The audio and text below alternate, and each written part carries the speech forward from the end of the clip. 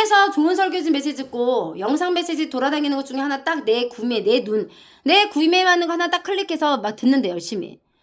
신박하다. 주님 그렇습니다. 맞습니다. 주님 그런다는 거예요. 어떤 식으로든 그 성도들에게 가해지는 기회가 있고 그거를 그자가 막 받아서 쓰고 적어놔. 그러면 그걸로 끝날 거네요.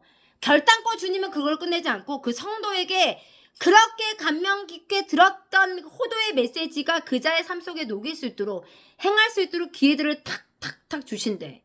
그러면 앞에 들었던 그게 내 목사의 설교도 어떤 사역자의 귀하신 선교사의 설교든 어떤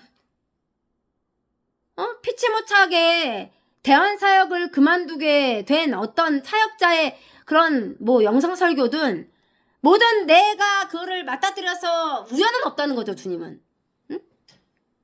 듣고 그거를 정말 내가 정말 삶에 내 신앙에 좀 실천해보고 이걸 녹여낸 자들은 그 다음에 분명히 그 자를 감찰하셨다가 주신다는 거예요. 모든 성도들에게는 설교 말씀만 듣고 땡이 아니고 그 다음 스텝은 분명히 주성령님을 통해서 그 자들에게 가해주시는 이루어주시는 어떤 기회들이 있다는 거예요. 그걸 잘 부리나 한번 보자.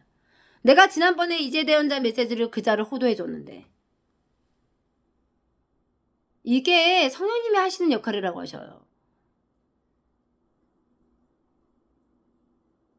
그냥 크리스찬들에게 주님의 백성들에게 메시지만 주고 끝이 아니고 그자가 그거를 써먹을 수 있도록 그 환경들을 주신다는 거예요.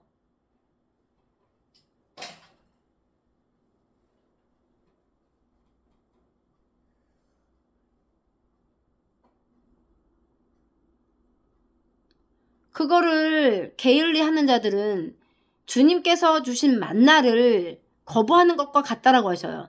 내가 그 자들에게 어떤 만나를 막 내려줬는데 그거를 받아서 맛있다라고 하고 입으로만 음미하지 영성 생활에 이걸 접목시키지 않는 자들은 그 만나 자체를 거부하는 것과 같고 주님은 그 자들을 기억하셨다가 그때 이 대언자 입술을 통해서 내가 그 자들을 호도했는데 그럼 자 삶에 녹여내도록 기회들을 탁탁 마치 지금 어떤 것들이 떠올리면요. 여러분 파도가 축축 밀려오죠. 정주사님 보면은 파도가 하나만 오는 게 아니잖아요. 바다에서 파도가 앞에 타고 계속 오죠. 마치 그런 형상이 지금 제 이제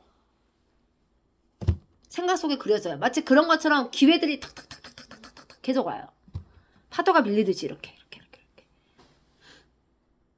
그래서 성도들을 기르신다는 거죠. 주님께서. 그래서 주님이 성도들을 기르신대요. 말씀을 설파하고 전파해주는 목자들을 세우시고 그리고 그 양의 그 만나를 그 꼴을 먹은 그 수많은 성도들을 그런 식으로 주님이 키우신다는 거죠.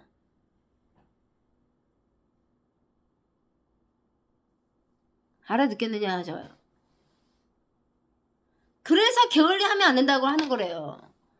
형제들아 게으름은 경계하라. 형제들아 우리 주 예수 그리스도의 이름으로 너희를 명하노니 게으르게 행하고 우리에게서 받은 전통대로 행하지 아니하는 모든 형제에게서 떠나라. 어떻게 우리를 본받아야 할지를 너희가 스스로 안 하니 우리가 너희 가운데서 무질서하게 행하지 아니하며.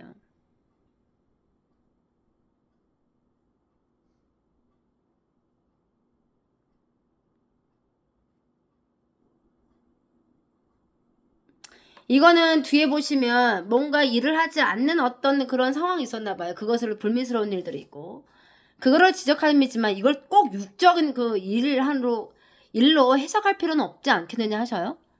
응? 전혀 일하지 않아요. 정석대로 안 해. 그냥 말씀대로 안 해. 어떤 설교자의 말을 듣고 그거는 그런 의미가 아니라서 꼭 11조는 안 해도 된다. 뭐 이딴 거나 듣고 앉아있고.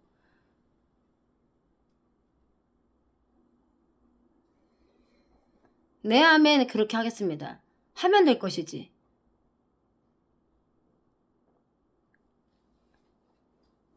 그런 주님의 말씀은 꼭 그런 의미는 아니었으니까 우리가 그렇게까지 꼭 할 필요는 없다라고 하는 썩어빠진 자들의 말에 귀를 이고 엉덩이를 찰싹 땅바닥에 붙이고 앉아있는 자들이 있는가 하면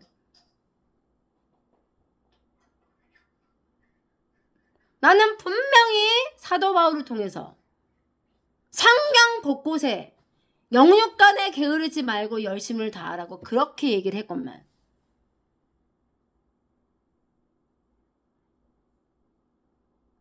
유학파 목사들이 하는 설교는 뭐 진주가 들어있더냐? 유학파가 아닌 목사들이 하는 설교에는 흑진주가 있고 뭐 흑이 들어있더냐? 다 똑같지.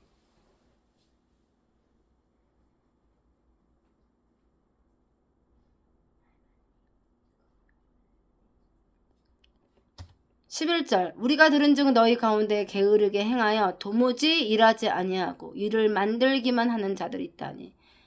(12절) 이런 자들에게 우리가 명하고 주 예수 그리스도 안에서 권하기를 조용히 일하여 자기 양식을 먹으라 하노라.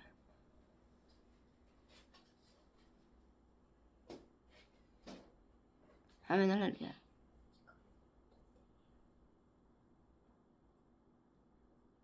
결국은요, 잘 들어보세요. 요한을 통한 계시록에 나오는 이기는 자들의 핵심 포인트, 핵은 인내였죠. 정지사님, 인내. 인내를 가져야 우리가 이기고 또 이길 수 있잖아요. 끝까지. 그쵸? 중간에 포기하면 이겼다라는 말은 자체는 들을 수 없지 않습니까, 정지사님? 그 인내는요, 그자가 평상시에 부렸던 신앙의 태도라고 하세요.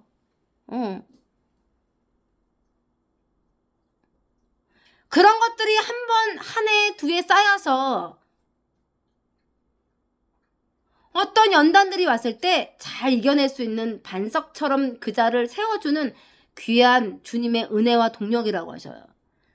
그 인내는 편법을 부리지 않는 것. 제가 정화자매 성이 뭐였죠?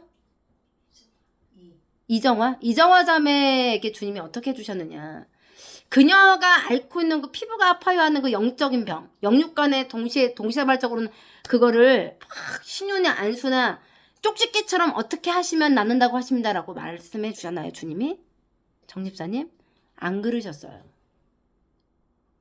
그녀는 정말 대언자, 어떤 자를 올곧지 못한 것을 딱 집어주시는 그 대언자, 그 역할을 하고 있는 대언자의 교회로 오게끔 인도하셨지만 그녀가 쪽지켓을 어떻게 하면 나을 거예요 라고 말씀 안 해주셨어요. 그녀에게 복음을 설파하셨고 네 가슴 속에는 주 예수 그리스도의 복음의 피, 그 보혈의 피가 흘러야 된다. 그 말씀만 계속 강조하셨어요. 그리고 대언자가 그 명하는 것들에 순종케 그녀를 타이르고 안위하시면서 축복하시고 인도해 주셨죠. 그게 다였어요. 주님께서 원하셨던 건. 주님께서 그녀를 치료하시는 과정은 그거였어요.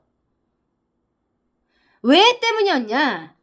한 번 딱 뭔가 신유의 은사를 통해서 그렇게 그녀에게도 충분히 설명해 줬죠. 여러분들에게도, 여러분들 앞에서. 뭐였어, 할거자매? 한 번 짠! 하고 병이 낫는 건 뭐라고요? 예수께서 말씀하셨죠. 너 다시는 그렇게 하면 안 돼 라고 말씀하셨어. 왜냐면 회당 그 안이나 근처는 그 당시 예수님이 굉장히 핍박을 받고 언제 잡을까 하라 그렇게 공모하던 때였어요.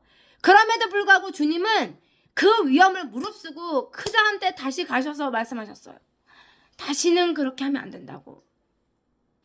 잡힐 수도 있었지만 그 한 영혼을 위해서 그 회당 가운데로 사람들이 많이 왕래하는 그곳에 가서 그자를 붙잡고 다시는 그렇게 하면 안 된다고 말씀하셨어요. 왜냐? 병은 치료됐지만 똑같은 범죄할 수 있기 때문에 인간은 연약해서. 정화에게 그럴 수 있으니 그냥 너는 그런 편법을 구하기보다는 정석대로 그녀를 호리셨어요. 정석대로. 말씀이 네 안에 있어야 된다. 복음의 진리가 네 안에 정말 그 피가 흘러야 된다. 그래야 악한 영이 그녀를 범접하지 않기 때문이에요. 내 안에 예수 그리스도의 그 피가 보혈이 있죠. 그 복음적인 진리가 그냥 내 이 얼굴만 봐도 내 이마 위에 십자가가 뚜렷하게 있지 않으면 악한 영들이 언젠가 그녀를 또 덥습해요. 어떤 영? 피부 아프게 하는 거. 그녀가 고백했듯이 영성이 충만할 때는 안 아프다라고 뭐 수차례 고백했잖아요. 그렇죠. 언제든지 그녀를 막 머리채를 잡고 그녀를 흔드는 거예요. 악한 영들이 주변을 배회하다가. 근데 나는 정말 주님의 사람이고 나는 그분의 의의를 완벽하게 믿고 그대로 살 거야 라고 완벽하게 그분의 종이 되었을 적엔 덜하지 않은 거죠. 두려워하죠. 오히려 그녀를. 그녀의 가슴속에만 보혈의 피가 철철 흐르고 있는데 그렇지 않아요? 학연자매. 주님은 그러신 분이에요. 그녀를 위해서 단번에 꼭 집어서 쪽집게처럼 어떻게 하면 그녀의 피부가 아프지 않는지를 알려주지 않으셨어요. 성실해야 돼요. 그거를 하나하나 차곡차곡 쌓아가야 돼요. 우리의 성실함을. 그래야 이길 수 있고 또 이길 수 있다는 거예요. 그 저력이 나온다는 거죠. 그 힘의 원천은 우리가 환란의 시대, 혼란 시대에 와도 지금 철저하게 성실함으로 완벽하게 이기고 또 이겨야 된다는 그 인내함을 이루는 완벽히 특정적인 것을 지금 지목하고 계시대요. 특정적인 거, 그 인내함을 이루는 것을 훈련해라. 싸워라. 얼마나 고난이냐는 거예요. 매일매일 너희한테 주어지는 주님의 채찍질이. 등 따시고 배부를 겨를이 없더라고요. 너무나 수많은 나의 연약함들과 내가 이 주님의 의 앞에서 내가 의를 이룰 것인가 나의 욕심을 이룰 것인가 수없이 싸워요. 수없이. 등 따시고 배부를 겨를이 없어. 주님이 허락하시지 않은 한 그런 휴가는 없어요. 그런데 있잖아요. 행복하고 주님 너무 감사 이런 건 언제 나오느냐. 막 별거 아닌 데서 나옵니다. 하루 너무 지치고 힘들었어. 근데 뭔가 고비를 딱 넘겼어. 내가 직장 안에서. 그리고 집에서 편안하게 누워서 아니면 퇴근 시간에 뭐 자차면 운전하면서 아니면 버스 안에서 대중교통 안에서 주님 너무 감사. 안도할 때 오늘 하루 잘 고비가 넘겨지고 뭔가 또다시 나한테 주님께서 광명의 빛 좋은 환경을 딱 주셨을 적에 그 열매를 주셨을 적에 안도하면서 뇌시는 주님 너무 감사해요.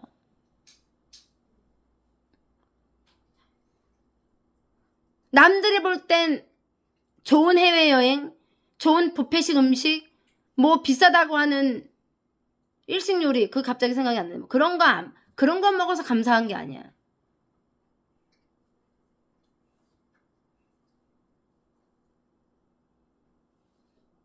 오늘 하루 또 내가 그 처절한 싸움에서 어쨌든 내가 승리의 깃발을 들고 퇴근할 때 그 고지를 점령했을 때 너무 감사합니다. 그리고 예를 들면 좀 멀리 어디를 외출해야 되는데 그날따라 비가 오는 거예요. 막 추적추적 비가 오고 애 데리고 막 짐은 있고 그래서 버스가 왔어. 드디어 집 가는 버스가 와서 버스를 타서 딱 애 옆에 앉히고 드디어 딱 안도됐을 때 주님 감사합니다. 그 버스 안에 그렇게 아늑할 수가 없더라고요.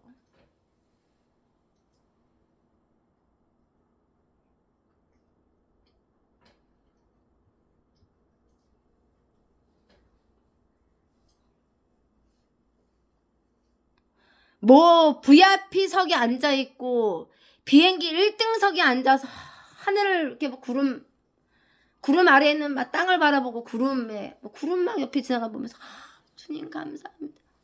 그러지 않아도요. 절실하게 처절하게 주님 감사합니다는 우리 삶의 곳곳에 있어요. 그거를 내가 취하지 않을 뿐이라고 하세요. 너희들 스스로가 그걸 취하지 않고 그냥 지나갈 뿐이지.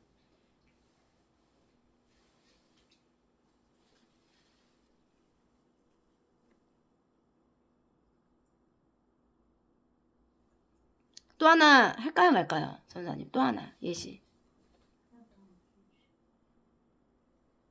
저는 김장을 안 합니다. 김장을 안 해요.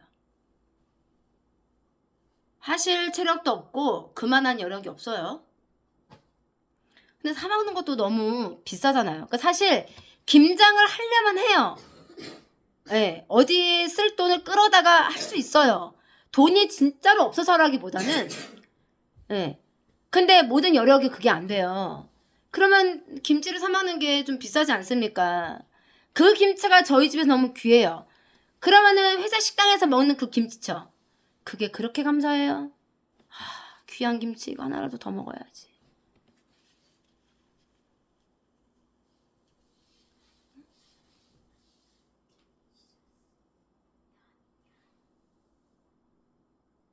그 있잖아요. 아, 주변에 누가 김장김치 했다고 주는 사람이 없나요? 네, 없고요. 누가 줄 수 있다, 없다, 그런 걸 다 초월해서 그냥 주님이 막으시면 김장김치는 없고 먹을 수가 없어요. 그런 환경이 안 돼요. 저는 그렇게 말해요. 그 환경 탓을 하는 게 아니고 그냥 주님의 그런 환경, 주님이 허락해주지 않으시면요. 저희 집에서 김치 자체가 귀한 거예요. 네. 주님이 허락해 주시면 김치는 귀한데 또 다른 건 차고 넘칠 수 있어요. 저는 이것을 말함이에요. 뭐 속옷 구멍 뚫리게 입고 있나 보다 저 사역자가 아니고요. 구멍 뚫린 것도 있고 없는 것도 있어요. 그게 아니고 제가 말하고자 함은 주님의 허락에 따라서 그게 굉장히 핍절할 수 있고 어떤 영역은 차고 넘칠 수 있다는 거예요. 모든 건 주님 주권이에요.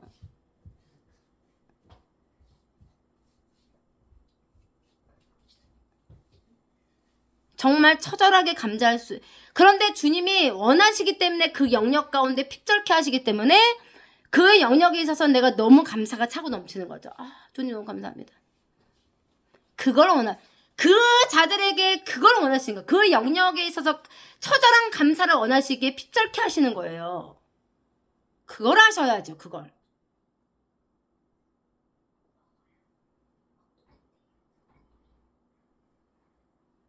이것이 주님께서 사랑하시는 성도들, 그분께서 사랑하신다라고 여기시는 성도들에게 가해 주시는 훈련이라고 하셔요. 다른 게 아니고.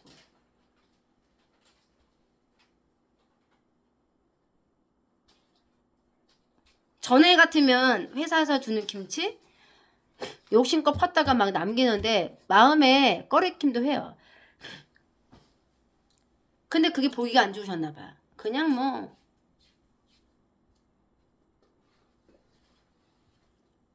식구들이 김치를 잘 먹기 때문에 금방 소진되잖아요. 회사에서 먹는 김치 그 한 조가리가 귀해요. 아, 김치 너무 귀합니다. 집에서 집김치는 많이 먹으면 금방 소진돼서 또 해야 되고 또 해야 되는데 그 김치 한 조각이 그렇게 귀한 거예요. 감사합니다 하면서 먹는 거예요. 사람들은 아, 회사 김치 맛없다고 하잖아요. 배부른 소린 거죠.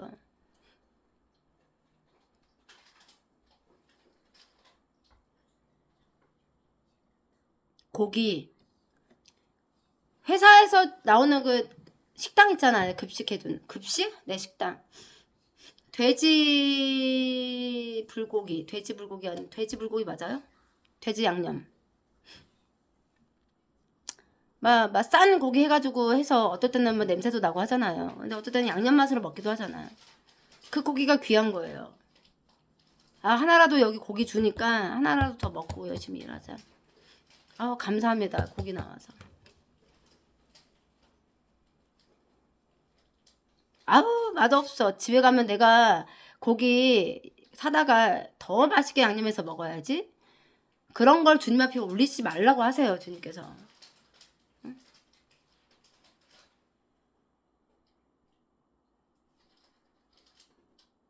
아우, 맛대가리 없다고. 그렇게 흉보지도 말고. 짜면 짠 대로, 쓰면 쓴 대로 먹으라라고 하십니다.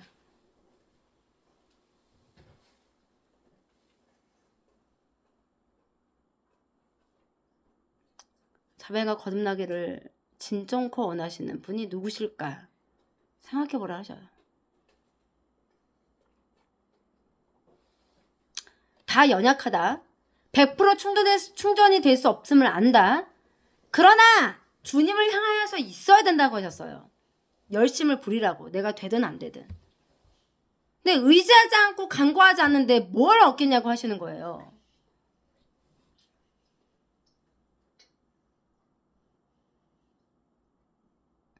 너에겐 그런 태도가 매우 유익하도다 라고 하십니다. 그렇게 주님을 향하여 있는 것. 그리고 오늘 데살로니가 후서 3장 6절부터 선포하셨죠. 게으름을 경계하다.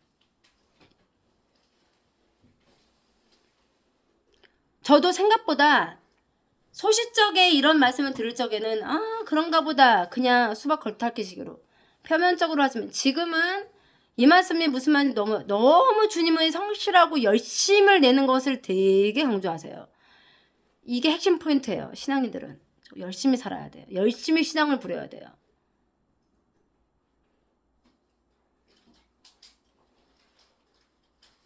근데 그 가운데서도요. 열심만 다한다고 다가 아니다라고 하셔요. 그렇게 하면 놓치는 것들이 있지 않겠느냐. 놓치는 것들이 없도록 간구해야 된대요. 주님께.